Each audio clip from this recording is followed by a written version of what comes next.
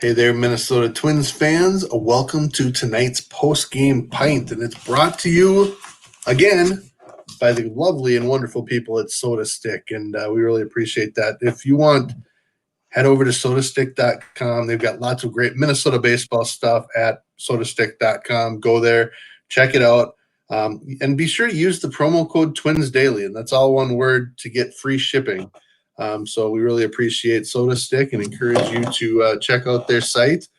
But tonight I am joined by Matthew Trueblood and Andrew Gebo to talk about tonight's Twins-Reds game and whatever else comes up from tonight's game. Hopefully we'll have a little more clarity about the playoff situation.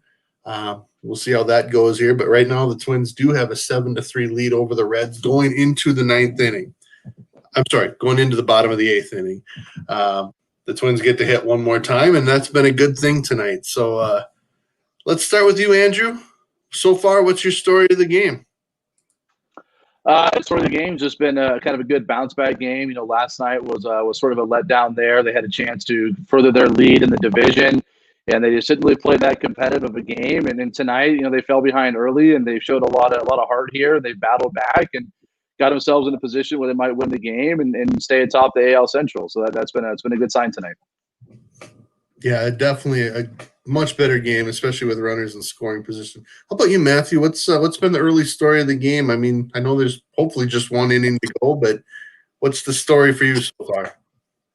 I think it's got to be that the Twins have their offensive spark plug back, and at a time when they desperately needed him. You know, Luis Arraez not only being back, but delivering the way he has tonight. And not just that he came up with hits, but the way they've all looked. The quality of the contact, the quality of the at-bats is just what you expect from a healthy and fully effective Luis Arraez.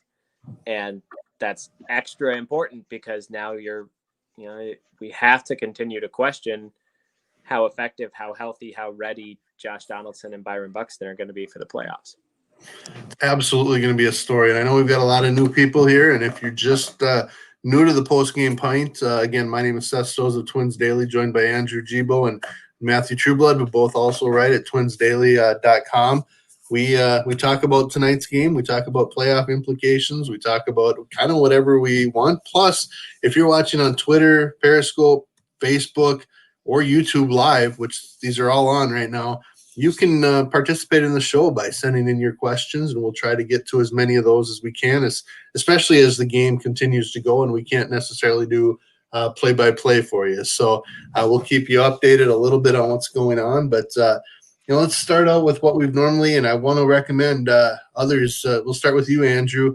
Talk a little bit about your post-game pint, and if you have any recent purchases you'd like to discuss on the show. And I know, for those of you that follow Andrew on Twitter, he's got a little, Easter egg in his background that you might want to check out as well. So, again, if you're in the comments, please feel free to let us know what your post-game pint is here in the bottom of the eighth. Yeah, in terms of the post-game pint, I'm drinking a lovely Make IPA Great Again. It has a lovely little message here on the back of the can from Luppalin. If you happen to like IPAs, highly recommend it. The packaging on it is quite unique. I love it. And recently on Soda Stick, I bought myself the Super Rosario hoodie and used the promo code Twins Daily to get free shipping on it. Now that is a fantastic plug, and thank you again for doing that, Andrew. We appreciate that, and again, we appreciate Soda Stick for sponsoring the show tonight. How about you, Matthew? What are you indulging yourself in this evening? You know, I more had a pregame pint tonight, but it was a Bell's Lighthearted Ale. Pretty simple fare, but that's a good beer if you got a chance. It's the official beer of the Cubs radio broadcast, so I was trying to send some good vibes down that way and help them knock off the White Sox tonight. It didn't work, but be that as it may, it's a solid beer for a Saturday evening, and now I'm just taking it easy and down in some water. So at one point, that was a very positive thing. Now, maybe, Matthew, instead of just having the pregame, you should have had another one in the fifth or sixth inning there as the Cubs did take an early lead, but I believe it was a Jose Abreu bases clearing double that gave them a 7-5 lead. I believe Yoan Moncada has added a 2-run homer, and I believe they're still up by a score of 9-5 over the Cubs as they approach the later innings. Also tonight, currently, I don't know if it's gone final yet. It's close if it hasn't. Pittsburgh is defeating Cleveland 8-0, and I believe they're in about the 8th or 9th inning as well. So that basically eliminates Cleveland from potentially winning the division if they have a tie with the Twins. So that's a good thing. But that one has those White Sox could get another loss here for us. But I think the key story tonight is Luis Arraez. Matthew, you brought that up already. He returns from the injured list. I know probably a few days or a few games later than was hoped or expected. But as you said, he started off as if he hadn't missed 2 weeks of ball games. Just what type of spark does he bring, and how important is that, especially tonight? Well, it's huge. What he does is not something that most of the other, even the Twins hitters, when they're going well, most of the other hitters in the order don't do a lot of the things that Arraez does. Very few hitters in baseball these days do the things that he does. Not only working counts, but if he gets into a 2-strike count, he will keep spoiling pitches until he gets one that he can really handle. I think the story of his season, when he's been healthy enough to play, is that we're seeing a little more pop, and that's making him even harder to defend. He's always been a guy who uses the whole field and seems to make the field too big to be covered by 8 defenders. And that's a theme that continued tonight. He was hitting it right around the way that the Reds were kind of trying to align themselves to account for his batted ball profile. He just has that ability. And especially when he's works deep enough into a count where he can start to feel really confident about what a pitcher's throwing to him, he starts guessing really, really well and knowing this is the pitch I want to turn on and hammer to the pull field. This is the one I want to take the other way and get in the air to left center. It's a thing of beauty, and it's so important to this offense because the on-base percentage that he's capable of running near the top of the order, especially against righties, can totally change the impact that some of the other bats can have further down. Absolutely. Andrew, what are your thoughts? I mean, for me, I thought that there was a pretty big key, but he did seem to really drive the ball, not just slap at it today. He was hitting the ball with some authority. Yeah, he really was. It's very nice to see that. It's nice to have him back, and Luis Arraez is going to be a key player for the Twins as they get into the postseason. They've missed his bat here down the stretch a little bit, but they can get him going, get his bat hot again, and get him back to where he was in 2019. The Twins have a weapon there in their lineup with Luis Arraez, and I guess to kind of piggyback a little bit, another good sign tonight has been Max Kepler. He's had some good at-bats. He drove the ball a little bit.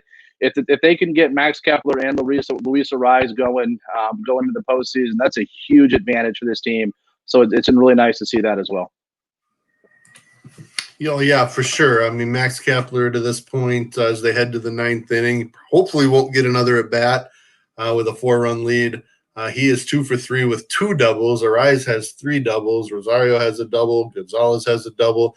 Adrianza's got a double. And that kind of leads me to the next topic, and that is, Adrianza's in at third base. Jake Cave tonight. Jake Cave was playing center field tonight because, as those who listened last night or watched last night know, Josh Donaldson left with what they're still calling a cramp in his calf.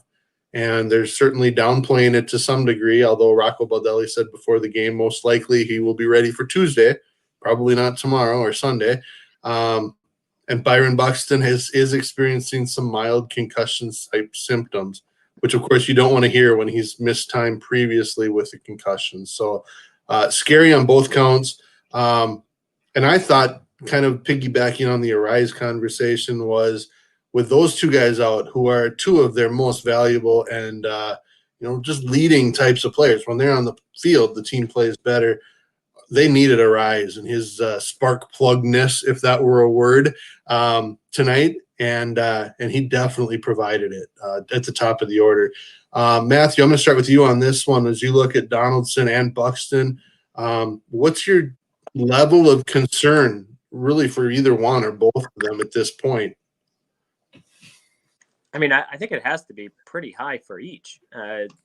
Just given that it was specifically the body part, the kind of general type of injury that Donaldson has struggled with so much over the last few years, and given the vulnerability of Byron Buxton injury at any given moment, and the way he struggles to come back from injury, the way he's affected when he is playing hurt, it's just really hard to feel a lot of confidence about them getting back and being the multi-dimensional forces you hope they can be by playoff time.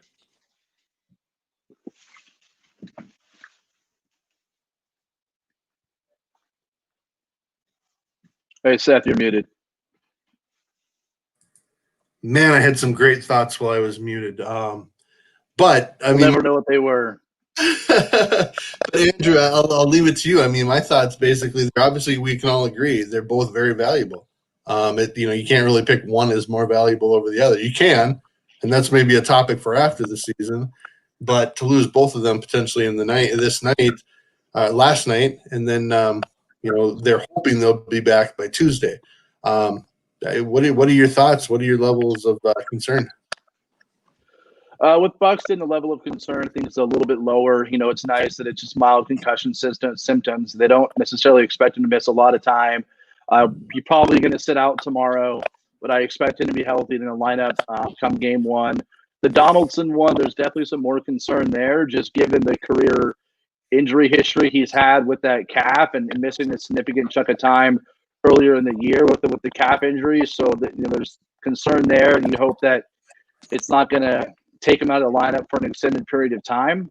But hopefully we can just get them both back because we need them, especially with the way Buxton's swinging the bat. They need him in the lineup come postseason. Yeah, most definitely. Both very, I think, concerning.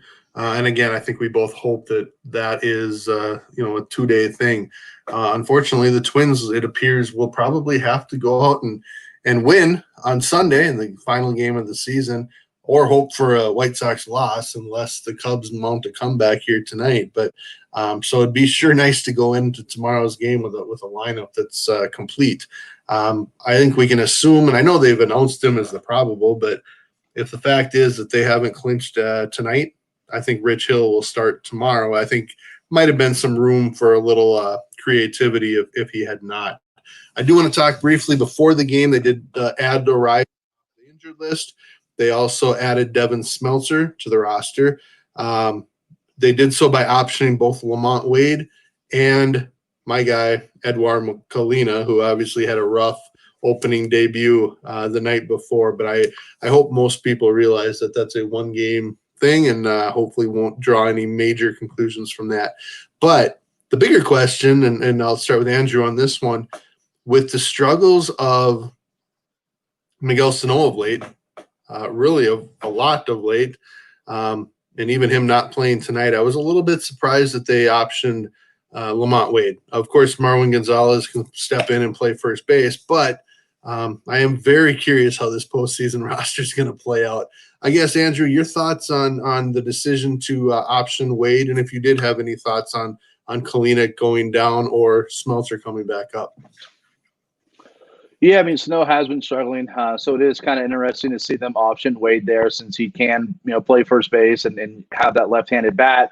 But even with the struggles, I think they're still going to roll with Miguel Sano as a starting first baseman in the postseason. Even if he goes 0 for 4 with 4 strikeouts, he's still going to start the next game. Miguel Sano is part of this starting team, and he's going to be out there regardless. So it doesn't really leave a lot of room for Lamont Wade to start a game at first base in the postseason unless there was an injury. And Kalina, he's got great stuff. You just got to tell, he was overamped there in his big league debut. He was trying to overthrow and just couldn't locate. You hate to see it, but what you had touched on, Seth, it's hard to look at one outing and say, oh, he's not that good, and why'd they bring him up? He's a young kid, and the more experience he gets in the big leagues, I think we'll see, how talented he really is and why he was in the big leagues there in the first place. Yeah, for sure. And I thought Smeltzer was an interesting decision. as well. I think the concern there may have been you're going to want to make sure that you've got someone who can go in long relief. Now that Bailey's not on the roster, he probably wouldn't have pitched anyway, but it's nice to have a Smelter around today or tomorrow, depending on regardless of what happens tonight. Matthew, your thoughts on the Wade situation, and do you agree with Andrew that basically at this point you're going with Sano just because of his potential? Yeah, I think Sano's kind of locked in if he's physically well enough to be in the lineup. Whether or not that's the best choice, I think you can debate it, especially given that Wade is a guy who gives you competitive at-bats from the left side. So if you see a particularly nasty right-handed arm, the way Miguel Sano's going lately, you could make a case. I just don't think the Twins are necessarily there willing to make that leap. And so really the only chance that you might end up needing Lamont Wade in the first round in the wild card series would be if Buxton proves to be dealing with a serious, a more serious than every concussion is serious kind of concussion and has to be placed on the injured list. Then at that point, you could call him back up. The option can be canceled that way. So I think there was really no risk given the roster usage they're sort of committed to in optioning him out at this point. Yeah, and just now, everyone, the Twins game has gone final. They win 7-3. Tyler Duffy got, I believe, the last 4 outs of the game, which you like to see. A couple of strikeouts there as well in a quick 9th inning. But so, yeah, it's very exciting. I think Do Young Park actually tweeted when Cleveland lost to Pittsburgh, the Twins actually at that point clinched a home field game in the wild card series, which means even if they do, say, lose tomorrow and the White Sox win tomorrow, then they finish second in the division, they have locked up at least that number 4 spot and would play the Yankees at home. Now, of course, if they can win tomorrow, and I hope we hope that happens, they guarantee that they'll be the number 3 seed, I believe, or possibly the number 2 seed. 3 seed, of course, would play Houston. 2 seed would play, I think, Cleveland. I think that's a pretty well given at this point, unless some other weird stuff happens, which is very much possible as well. So I'm going to ask you first this time, Andrew. And to Andrew. Do you have a team that you think the Twins you'd much prefer them to play in this first round? I would have said the Indians. I know they lost tonight to Pittsburgh. They got beat pretty bad by a pretty bad Pittsburgh team, but they swept the White Sox, who are a good team. And if that team's hot, I don't really want to face Cleveland. But for what it's worth, I still think Cleveland's probably the best matchup. But part of me also just wants the Yankees, bring them on, get them at Target Field, pummel them into submission, move on, and just stop this cursed narrative. Yeah, I think we can all agree with that. How about you, Matthew? Is there a team that you think the Twins match up with best? I think, I think the team that I would feel most comfortable having them face is Cleveland, not only because they've beaten them, I think it was 7 out of 10 times head-to-head this year, but just the things that Cleveland does to win games are things the Twins can counteract pretty effectively. Houston, while I think clearly not playing as well as Cleveland is at this point, they have a little bit more kind of pitching depth beyond the headliners. If you get into that Cleveland bullpen and it's not James Karinchak, then you feel like you can make a little headway. If you get to the back end of even the number 3 starter for Cleveland, you're kind of wondering how effective they're going to be. Houston has a little more depth there, and although their hitters have struggled for a good swath of this season, they're starting to get a little healthier.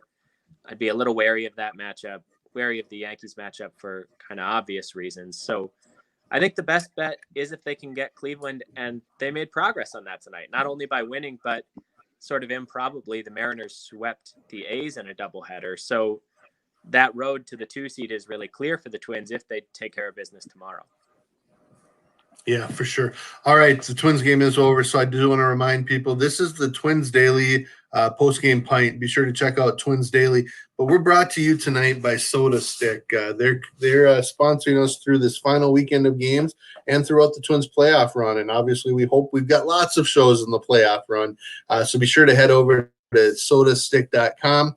They've got some lots of options. And Andrew already mentioned he purchased one tonight and used the promo code Twins Daily, all one word, to receive free shipping. Andrew, remind us which Twins or which Minnesota baseball shirt you got. I bought a hoodie in honor of everyone's favorite Twin, Eddie Rosario, the Super Rosario hoodie. And they've got the Sergio shirt, and I know they've got some older ones, the La Tortuga and several others. So again, be sure to go to sodastick.com. Oops, that's not right. Sodastick.com and pick up some of your own. I think they've got just a ton of great material, and we appreciate them sponsoring the show tonight. There's your Fastest Man, the Buxton, Max Power, all kinds of great options. So again, we thank them for sponsoring us here tonight. With that, we want to again remind people, whether you're watching on Facebook, Twitter, Periscope, or YouTube, you can send in your questions right now, and we'll be sure to answer them. Again, just a good night. I kind of want to work through. Let's start with some questions that we're getting here in the chat room. Let's see. Frank asked the question, after the past few games or more, is it safe to say the Twins will be up in the air as far as their postseason closer goes? Matthew, Taylor Rogers worked the 7th and into the 8th today. Tyler Duffy got the 9th. Sergio Romo's in that picture. Trevor Maybe in that picture. You're the manager. How does that play out? Yeah, I think Rocco has a lot of freedom, and frankly, it's his preference at this point, given the way that Rogers' season has gone, to just play the matchups. It was interesting, and I think it's a big positive that tonight they let Tyler Duffy go and close that out. They've a couple of times lately had him sort of cross that bridge of the half inning, whether it was getting more than 3 outs or not. They wanted to get in, sit down, and then get up again. So they're keeping him flexible, but to have him close one down makes you a little more confident if that's the direction you end up wanting to go. I don't think they're going to be locked into anything. I think they'll get Tyler Duffy in sort of first sign of trouble whenever the toughest right-handed stretch of an opponent's lineup is coming up, and they'll solve the riddle of the 9th inning if and when they get there. They're pretty confident, I think, with Romo, with Tyler Clifford, even with Matt Whistler, or if the matchups dictate, then we'll probably see Taylor Rogers slide right back into that. Yeah, and let's just talk about Rogers, Andrew. I'm going to go to you, and we've got a question here from Brian Bartman. And again, thank you for your question, Brian, and keep the questions coming in. We'll be sure to answer them. What is the level of concern with Taylor Rogers in the postseason? That's one question we got on Taylor Rogers. Mike Link also adds in, Rogers did nothing to gain our confidence, even though he did not get charged with a run tonight. So, I mean, kind of what are your thoughts? He got 4 outs tonight, but he did give up an 0-2 single to Nick Castellanos that scored a run. So it was an inherited run, but it still counts. So where are we at? Where are we at with Taylor Rogers over the final, the season's about to end and we're going to the playoffs. What are your thoughts, Andrew? I'm really not overly concerned. I think he showed a lot in that the at-bat against Votto there with the bases loaded and 1 out. That's a situation where that game could have unraveled and flipped against the Twins real quick. They had a tying run and scoring position with arguably a future Hall of Famer at the plate. And, Rogers gets into the 3-2, and it's a battle. And, he strikes him out on a really nice slider outside the zone. And Joey Votto is not an easy guy to strike out. So those are the types of matchups that you look at Taylor Rogers, and he's a very good pitcher. And I think he's going to help this team a lot in the postseason. I'm not overly concerned with him. I'm not going into this every time he takes the mound scared type of situation. I think he's a good pitcher. I think he makes them a better team, and I rely on him in the later innings to get outs. Yeah, in fact, I actually did jot down some notes before the game tonight, and one of them was that situation, the Joey Votto at bat. It was a 3-2 count. He had pumped 2 straight fastballs just off the corner and just on the corner. And like you said, Votto doesn't stretch the strike zone very often, but he was throwing the fastball hard enough, which again speaks to his whole season. He's throwing just as hard as he ever has, if not harder. I just think he's located some 0-2 and 1-2 sliders really poorly. So Matthew, what would you add to the conversation about Taylor Rogers? I know we've talked about him a lot, but I mean, there's a reason because these things just keep happening. Yeah, I mean, he's maybe the most interesting pitcher on the staff at this point, because it's hard just watching him to see what is different from when he was really dominant. It shows up a little more, and I do think you can kind of see it, that the 2 different, very distinct breaking balls that he was able to use in very different ways ever since really the middle of 2018. One of those is kind of gone at this point. And you can call whichever one, a curveball, slider, call it what you want. Part of the problem is that he's arrived at sort of a slurvy pitch, and it's his only breaking ball that he's comfortable throwing at this stage. But his command of it is getting better. It has been a little spotty this year, especially finishing it, getting it down and away from lefties, down and into righties. He's getting a little better at doing that consistently.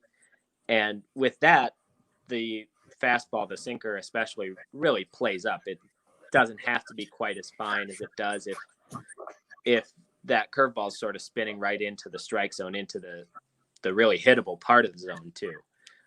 So I think he's making improvements. I've written about this with regard to Rogers in the past, that this is kind of just what it looks like when he's not perfect. And it's hard to be perfect in the shortened season with the weird ramp up and everything.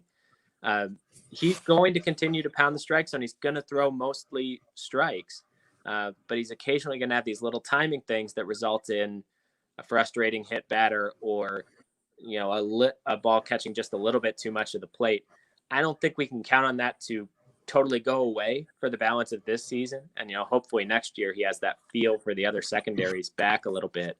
But in the meantime, he's still a pretty darn good reliever, just because he doesn't walk many people, and the stuff is good enough to generate swings and misses or weak contact at least some of the time.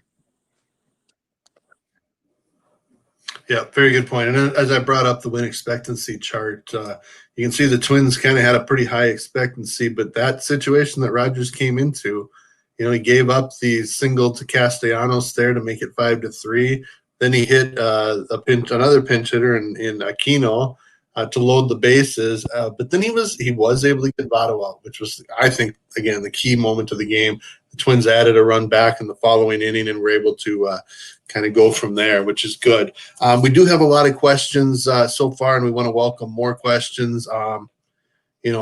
Mike Link mentions that he thinks Houston would be the Twins' best matchup, and I think, generally speaking, I think we can kind of agree.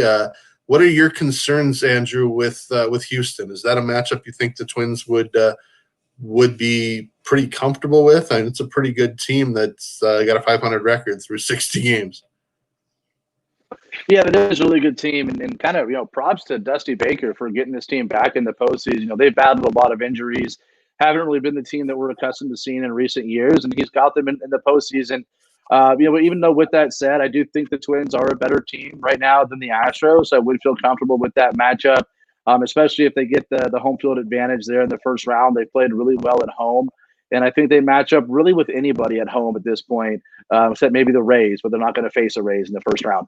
So it really, to me, it's just, I think if we match up well against Cleveland and Houston, but if we get that home field advantage, I like the chances against any team that comes here to Minnesota for that first round. Yeah, and I think, I'd like your thoughts on that question as well, Matthew. But Mike also added this question to it right after that. What team in the playoffs is saying, I hope we do not play the Twins? We're saying as Twins fans that, we're not necessarily intimidated by any team, especially if we're playing at home. But are there teams that are saying we don't want to play the Twins at this point either? I think that team might be the A's. And obviously that wouldn't be a first-round matchup. But at this point, with what the A's do well and some of the weaknesses, the things, and especially the depth of their starting rotation, the depth of their lineup, the Twins will find the outs and they'll find the weak points on an A's team that just doesn't have quite the depth they had hoped to have at this point because of some of the injuries they've suffered. Other than that, I think, the White Sox don't really match up that well with the Twins, but I think if you ended up with that matchup in the first round, the White Sox would feel relatively confident going into it just because they took 3 of 4 from the Twins the last time the two met. But that would be, from a Twins perspective, that's a really good just match up the skill sets, match up the strengths and weaknesses. But Chicago, I don't know that they fear anybody just with their sort of general team attitude. And specifically because of how the last meeting went, they're not going to be real afraid of the Twins at this point. Yeah, I would agree with that. And again, my name is Seth Stos of Twins Daily, twinsdaily.com. You can also follow us on Twitter, joined by Andrew Gebo and Matthew Trueblood, 2 terrific writers at Twins Daily. We appreciate any questions you have. We'll go as long as you've got questions for us. So, well, to some degree. I mean, I need to sleep at some point, of course, but we want to welcome any questions you have. Let's talk real briefly again. We talked a little bit about this at the beginning of the show. Ed asks, any whisper news on Buxton and Donaldson? I'll let, how about Andrew, you cover Buxton, and Matt, you cover Donaldson. Go ahead, Andrew. Yeah, I mean, just what we heard today in terms of just being a mild concussion for Buxton there. Just not overly concerned about it. Don't expect him to see him in the lineup tomorrow. And just, I think he'll be ready to go come postseason. I hope the bat shows up with him and we'll just get rolling. You never want to see a guy get hit in the head. I guess the saving grace is, I guess you could say it was a glancing blow to some extent. It wasn't a direct shot. He was getting out of the way and it kind of glanced off the helmet. So that probably saved him from a more serious injury. So that was nice to see. But again, anytime that ball runs up there around the head and then plunks a guy, you kind of hold your breath and hope for the best. But it's nice to see that it's just a mild concussion and he should be ready to go by game 1. No, did they deem it a mild concussion, or did they say he was having concussion-like symptoms? I guess I don't know is there any distinction in that, maybe, Matt? Mild. The same thing? Well, I'll just say, I think for a guy who's had past concussion issues that we know of, and we know they were relatively severe, at that point, once he takes a shot to the head and starts showing concussion-like symptoms, you're not trying to do a real elaborate diagnosis. You're going to treat it as though he has a mild concussion and handle him accordingly, and just hope that it is one that kind of resolves itself pretty quickly. Donaldson is a different issue, of course. But just like with Buxton, it's something he's dealt with so much in the past that even though they said it's just a cramp in his right calf, that's the same calf where he's suffered multiple strains and they've taken forever to sort of resolve themselves and really allow him to play at full strength, both back in 2017 and 2018, and then earlier, or really for most of this shortened season. So a big part of it, I think, becomes mental. We'll have to see as presumably he'll test it out a little bit, maybe before the game tomorrow, maybe on Monday, for the off day. But one way or another, they're going to have questions, or he's still going to have questions, right? He's going to know that it pulled again. He's going to know that there's that feeling that sometimes comes before an injury that's really affected the second half of his career. It does become a bit of a mental thing. This is what I'm dealing with right now. Is it going to get worse or not? Can I trust it to play at full strength? And then if he does, will it blow or not? I mean, at this point, the uncertainty surrounding all of that for Donaldson and for Buxton has to be huge, especially because we just don't know how it's going to affect their mental approach to these crucial games. So let me go to you again, Matt, here for another question from Chewy. And that is, assuming Donaldson can't go, who do you want to get playoff starts at third base? Are there really a lot of options? Is it too late for me to drag my Travis Blankenhorn take back out? No, he's really not great at third base, so that's not an ideal option. I think, let's assume for the moment that Miguel Sano is feeling up to snuff and ready for the playoffs. The back or neck issues he's been dealing with are resolved enough that he's going to go at full strength at first base. Then you probably start Marwin Gonzalez at third. He's looked better a little more often than A-Ray Adrianza, although Adrianza had a couple of fine-looking swings tonight. But I think it's got to be Gonzalez. This kind of goes back, and I don't want to be the wet blanket. I certainly don't want to just say, I told you so. But in the run-up to the trade deadline, I was talking a lot about the Twins need to add a versatile infield bat, someone who can help lend depth to this specific unit.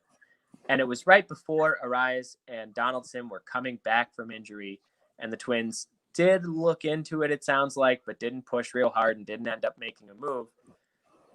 This is why I was so much in favor of doing something at that point, because there were so many scenarios that could lead to you being reliant on a guy you just don't want to be reliant on, like a struggling Marwin Gonzalez or at any phase of his career, A-Ray Adrianza, in a best-of-3 series against a really good team with your season on the line. It'd feel a lot better if they had gone out and gotten even a Hanser Alberto from the Orioles, someone like that who can do a lot more things and just adds another dimension that whoever they might slot in for Donaldson, if that's the way this breaks, those people aren't going to bring that. All right, Andrew, your thoughts on the if Donaldson, I mean, again, we don't know, and it doesn't sound like he'll be out beyond the weekend. Obviously, we all hope that Donaldson is starting on Tuesday night, but if not, who's your third baseman for the Twins? Well, hey, Matthew, wasn't Ildemaro Vargas our utility infield bat? Wasn't he the guy we had there for a little bit to kind of fill that role? Hopefully, Ildemaro's doing well with the Cubs still. I think that it's probably going to be Marwin at third with Arraez coming back. He's going to be at second. Marwin hasn't really done that well with the bat this year, but I still think he's at least a slightly more competent hitter than A-Ray Adrianza. I think Adrianza is a better defender. This year, he's one of the top 20 best defenders in the league. But overall, if Donaldson isn't ready to go, it's going to be Marwin there at third to start the postseason. So I don't really see any other option besides that. Yeah, I would tend to agree with that, although I am a big Adrianza guy. We've talked about it on previous shows where I have a soft spot for utility infielders, and I love watching Adrianza play defense. But Gonzalez is fantastic as third, and you do have a little bit more offensive potential, even if he hasn't done that. I want to take just a minute here, and the White Sox did complete the win over the Cubs tonight. So you can see here the updated AL Central standings. The Twins at 36-23, a one-game lead over the Chicago White Sox, who are 35-24. Cleveland now 34-25, 2 games behind the Twins. So obviously they can't catch the Twins at this point. The important factor here is that if the Twins lose and the White Sox win tomorrow, yes, they'll be tied, but the White Sox have that tiebreaker. So tomorrow's game matters. The fact that they start at the same time, I think is important. I like that MLB did that a couple of years ago. So obviously a 60-game season, they all matter. So lot to play for yet. And as you can see, as of right now, Tampa Bay currently has that number 1 seed locked up. The Yankees, I believe, have the number 5 seed locked up. And I believe Toronto's probably sitting in the 8th spot. And if you look to the West, Oakland did not lock up that 2 spot, as Matthew alluded to earlier, by getting swept in a doubleheader today against Seattle. And Houston did clinch the 6th spot, but they're just under 500 at 29-30 with 1 more to go. So there's your quick look at the current standings in the American League. Something we've talked about. Last reminder, again, I want to welcome any questions you've got, whether you're watching on Twitter, Facebook, or YouTube live. We'll take those final questions or comments. Again, just to throw a couple more out here, Heath says that right now I'm more comfortable with Caleb Thielbar in pressure situations than Rogers. And both are left-handed. Matthew, I want to get your thoughts quickly on Thielbar. Right now it's fastball in that 89 to 91, maybe 92 once in a while range, and that high 60s curveball that just seems to drop over the plate. What's your level of confidence and comfort with Caleb Thielbar right now? Yeah, I mean, I think it's relatively high. We saw him really come out of the gate just totally shutting opponents down, and then it kind of came back on him for a few appearances there. But he's been really good, and I think especially if you catch a team in the playoffs, whether that be, I guess the main options would be the Yankees or the Astros, that you haven't seen this year, and they haven't seen you. They haven't seen this guy, the kind of the whole look that Thielbar gives in terms of his delivery, the fastball that's already pretty slow, and the curveball that's just plain below hitting speed for most big leaguers these days. Plus the vertical depth he's able to create on it.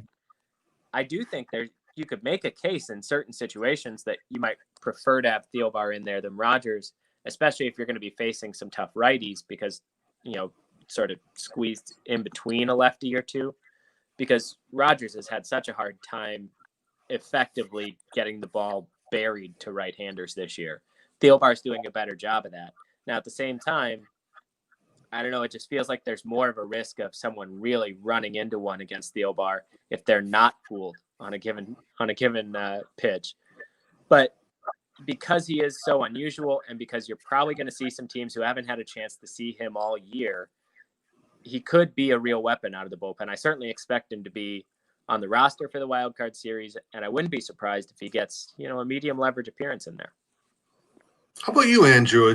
Are you comfortable when Thielbar comes in the game? It was just such an amazing story when he came back after all those years of being in the minor leagues, being back with the St. Paul Saints for, I believe, 2 full seasons after his time with the Twins over a 3-year period. He'd agreed to sign. He had signed on to become a pitching coach at Augustana. The story was great. The story was great that he got back to the major leagues with the Twins, his hometown team. But it's more than just a story. He's pitching well. He's proven that not only should he be on the playoff roster, I think this year, there's no reason for them not to keep him around. Or someone, he's like 32. He could be in the big leagues another 8 years. Yeah, we love seeing 40-year-old relievers. I have confidence in Caleb Thielbar. I'm not necessarily going to put him above Taylor Rogers in the bullpen hierarchy, but I do have confidence in him. Like you alluded to, Seth, it's been a remarkable story. It's been a fun one to watch all year, and just hopefully he has continued success. Sometimes when you have guys like a Caleb Thielbar that have the story they have, they come back to the big leagues and they have maybe a year or two where it's like, oh, why did this guy ever not pitch in the big leagues? And then the league figures him out again, and you kind of, figure out why he had that hiatus there. And I guess a similar comp, and not similar, but Ryan Harper, right? He's got a career minor leaguer. He comes up last year with the Twins. He has a stellar first half. No one can hit his 7 different curveballs that he throws. And the league figures it out, and he doesn't become as effective. And I'm not necessarily saying that that's going to happen to Caleb Thielbar, but that is always kind of a concern, at least for me, when you have a guy like a Caleb Thielbar having the success that he's having after having some time away from the big leagues. Yeah, very good point. All right, I'm going to ask just 2 more questions to each of our guests here tonight before we call it a show, unless people have some last-minute questions. And that doesn't count this question, which is going to Andrew, and it's from Mike Link. I keep seeing the wine Bible over Andrew's shoulder. What wine will you have after the Twins win the first round of the playoffs? Got to ask. Yeah, if we win the first round of the playoffs, I might have to open up the checkbook a little bit and get a Orange Swift Papillon Cabernet. It's one of my favorite wines. No idea what that even means, but how about you, Matthew? Are you a wine connoisseur as well?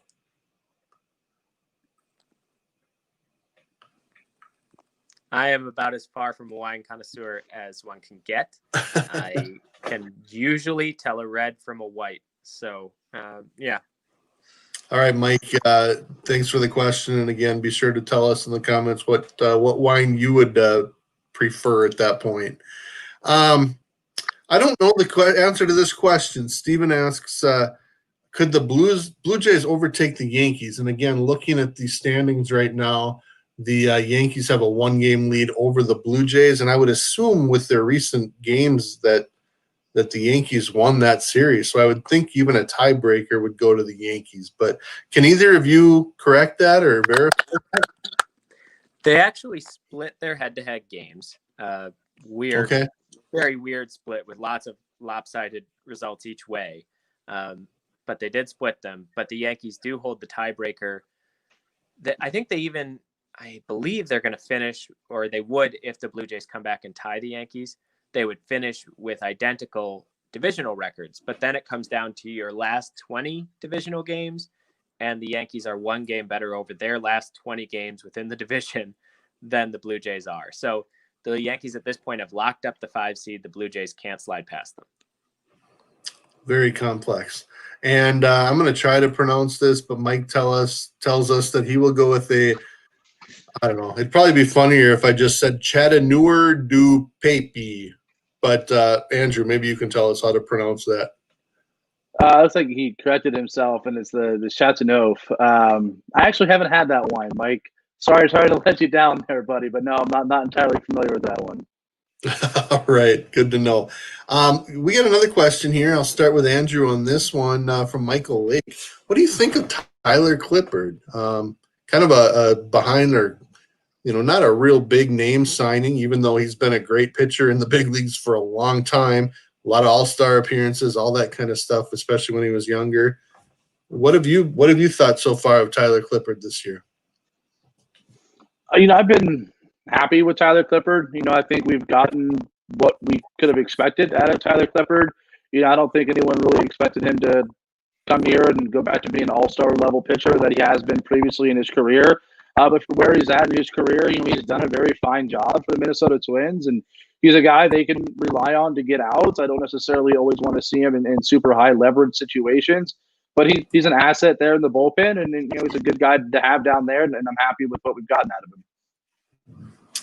Yep, good response. How about you, Matthew? Tyler Clifford, kind of under the radar to some degree, but he's been relied upon. Yeah, I think he turned out to be slightly less important than they thought he was going to be when they signed him. He was helping solve the problem of there really wasn't another reliable lefty out there after Taylor Rogers, and you wanted to be able to use Rogers in an expanded closer role. So who was going to be your sort of mid-game go get lefties out guy? And he has reverse platoon splits, so he fit really well into that niche. The emergence of Caleb Thielbar, whom we've already talked about, made him a little less important in that way, but he's still delivered when he's been called upon to do that. And I think at this point, the big comfort level he gives you is rubber arm, can go back-to-back days and be relatively unaffected, has done everything from opening games to closing them, and anywhere you put Tyler Clifford, he's not going to be shaken by the moment. You're not going to get really less than his best at a given time.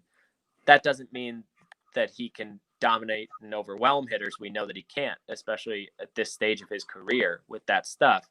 But it's good enough to get outs most of the time, and his big value is just in Rocco Baldelli being able to call on him anytime he feels like he might be the best option, or he just needs someone to quickly get up and in.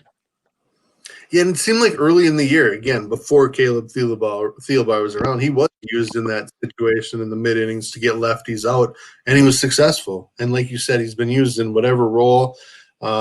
A guy that is going to be just fine if he has a bad game. He'll be fine the next day. He's handled it. He's been through everything a pitcher can be through. So I like having a guy like that. Frankly, when they signed him, I wasn't very excited. It seemed like every time he faced the Twins last year with Cleveland, it was when the Twins had a big lead or something like that. So it just didn't seem very important. And then you look at the numbers he's put up even last year and again this year, they're very good. So not overpowering, but he just always gets the job done. I think he's had to recreate himself a few times. All right, here's the question I'm going to ask here to both of you guys. We're all going to agree, player of the game tonight, Luis Arraez, right? 4 hits, 3 doubles, kind of the spark plug they needed. No question about that. So just to make this a little bit more challenging, if you had to choose from the non-Luis Arraez category, who gets your MVP for tonight's game? And let's start with you, Andrew, this time. He's gotten a lot of flack in the comments tonight, but I'm going to go with Taylor Rogers. We touched on it earlier. That at bat there against Joey Votto with the bases loaded, hanging on to that 2-run lead. I mean, that was a postseason battle is what that was, essentially. The game's on the line there. The Twins lose tonight. They fall out of first place in the AL Central, and we're having a different conversation with postseason standings. So for Taylor Rogers to bear down right there and strike out a potential future Hall of Famer to get out of almost with a lot of that jam. That was incredible. So I got to go Taylor Rogers. All right. How about you, Matthew? I'll go with Max Kepler. And I know, Andrew, you mentioned earlier that his swings looked better tonight. They've looked better really over the last week. I think a solid week, maybe even a hair more. That's huge. This offense has so many more questions than we had hoped it would have when we got to this stage of the season. Not only in the health of Buxton and Donaldson, but Nelson Cruz has been a little inconsistent lately. Miguel Sano has been struggling, and we know part of that struggle is because of something physical he's dealing with. To have Kepler, the at-bats look good, but really just the swing looks solid, and the contact he's making is of a quality that we weren't seeing earlier this year. That continued tonight, and he really squared up a couple of them, and I think that's a great sign for the top of the Twins order, which is where their ability to score runs on some of the good pitching staffs they're about to run into is going to be determined. So a real quick look at WPA for the game. Of course, Luis Arraez leading with .238. Then after that, the number 2 guy for the Twins for tonight is actually Marwin Gonzalez, which surprised me. I wouldn't have realized that at .093. Max Kepler, .074. Taylor Rogers, .068. Tyler Clifford, .064. And I can't necessarily disagree with that. I think, though, just for the discussion that I think we do need to briefly have, I'm going to go with Michael Pineda. And it was only 0-3-0, and he gave up the 2 first-inning runs. But my reasoning or my point in using him, I think, at this point is that was a rough first inning. He threw about 32, 33, maybe 35 pitches that first inning. Gave up 2 runs, but it could have been way worse. He blocked a couple, which is unusual. He gave up some hits. I will only mention it in that I think he was able to limit the damage in the first inning, and then he gave 3 more innings. And I'm thinking they only wanted him to go, say, 80 pitches or 5 innings at the most, kind of what they did with Barrios the night before, because Pineda's the game 3 starter. So I don't know if I necessarily have a question beyond that for you guys, but I'm going to ask it anyway. As we look to the postseason rotation, are we fully comfortable with Maeda, Barrios, and Pineda being that number 3 guy? Or how do you feel Rich Hill fits into that discussion? Matthew? I definitely still consider Pineda the clear number 3. Would love to be able to have a serious conversation about Hill sliding past him, but it just seems like from one outing to another, it's even Rich Hill doesn't know how his shoulder's going to respond, how much velocity he's going to be able to go get from one outing to another, from one inning to another sometimes. And that creates such a big problem, because if he's only throwing 86, 87, even with his kind of deceptive delivery and the good curveball, he's been hit pretty hard. I think the floor is a lot higher with Pineda, and at this point, the ceiling is also higher. When he's really got the feel for the slider, he's able to miss a lot of bats. We've seen that some this year. Now, I think his first couple of starts inflated expectations a bit unfairly for what he can be, but he is a good overall pitcher. I think what we've seen, he's had a couple of struggle starts where he's facing some tough left-handed batters, and he just doesn't quite have the confidence throwing that slider against lefties as much as I think he'll need to. But some of the lineups that the Twins figure to run into in the playoffs, the Yankees, the Astros, the White Sox, these are all very right-handed heavy. So, yeah, I still feel confident in Pineda as the 3rd guy. Obviously, Hill's going to play an important role if they can get him healthy and built up here. But it should be Pineda starting game 3 of the wild card series, and if they get that far, game 3 of the division series as well. How about you, Andrew? Are you in agreement there, or what role do you think Rich Hill can fill beyond hopefully getting a nice win tomorrow and giving the Twins the division title? Yeah, I mean, I think ultimately, just given the way the postseason is structured this year with the no days off, he's going to get a start. Just frankly, I want no business seeing Rich Hill start the first round. I don't want to see him start game two or start elimination game three. I don't have that much faith in Rich Hill. Every time he takes them out, it's just kind of hope we can get through five and keep us in the game. I think that's kind of where he's at right now in his career, which is understandable. But he's going to get a start, just hopefully not in round one there. I don't really have a ton of confidence in him in an elimination game. Yeah, I think that's fair. The other question that just came in was any word on Odorizzi, and I know that he's been throwing in St. Paul, and I don't think the St. Paul group is necessarily even there right now, but he has been working and throwing, and there was some thought that he might come back for tomorrow, and frankly, I wouldn't be surprised if he does, even if they do a thing where they throw Rich Hill 3 and Odorizzi try to get him through 3 and pick out a few relievers that they want to get an inning or two and see how that plays out. That's not necessarily a bad thing. I think it's going to be interesting to see how tomorrow's roster shakes out, but then how that roster shakes out on Sunday. So with that, any final words from you, Andrew, about tonight's game or looking to tomorrow? Yeah, I meant to touch on Odorizzi there. Thank you, Heath, for the comment to remind me. If health wasn't a factor at this point, I would probably rather see Odorizzi in the top three of the postseason rotation. I like what Maeda's been doing. Or not Maeda, sorry, Pineda. Oh, also like Maeda, but I like what Pineda's been doing. But overall, I'd like to see Odorizzi there if he's healthy. Hopefully, we can see him pitch tomorrow and then get a sense of where he's at going into the postseason. And just looking forward to some fun baseball tomorrow, and hopefully they can get the win and seal the division for the second year in a row. How about you, Matthew? Any final thoughts? I think you would agree that we all like what Maeda is doing as well. Yeah, I'm going to stipulate. Kenta Maeda, good.